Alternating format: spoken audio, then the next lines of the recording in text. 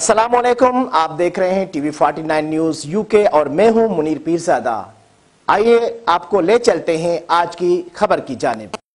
नाज़रीन, सऊदी अरब में मुस्लिम लीग नून रियाज रीजन के नई एग्जीक्यूटिव पार्टी की तौरफी तकरीब मुनक़िद की गई, जिसमें मुस्लिम लीग नून यूथ विंग के अरकान भी शरीक थे। दारुल हुकूमत रियाज में मुनक़िद होने वाली तकरीब में मुस्लिम लीग नून के सदर शेख सईद अहमद और साबिक सदर डॉक्टर सईद वेंस ने मेहमान खुसूसी के तौर पर शिरकत की, जबकि मुस्लिम लीग नून रियाज रीजन के नौ मुंतखब सदर अदनान इकबाल भट्ट और यूथ विंग के सदर आसिम अवान ने तौरफी तकरीब के दीगर शुरका से खिताब करते हुए कहा कि मुस्लिम लीग नून इंटरनेशनल अफेयर के कायदीन ने पार्टी को मुत्तहद और फाल बनाने के लिए जो इक़दामात उठाए हैं वो काबिल तहसीन है और हमारी कोशिश होगी कि हम रियाज रीजन में मुकीम लाखों पाकिस्तानियों तक मुस्लिम लीग नून का बयानिया पहुँचाएँ और उनकी समाजी और फलाही खिदमत भी करें। मेहमान खुसूसी शेख सईद का कहना था कि गुज़िश्ता 6 माह के दौरान सऊदी अरब के तमाम रीजन्स में तंजीम साजी का अमल मुकम्मल किया गया है और वर्कर्स को फाल और मुत्तहद करके एक प्लेटफार्म फराहम किया गया है। तकरीब से मुस्लिम लीग नून सऊदी अरब के सीनियर नायब सदर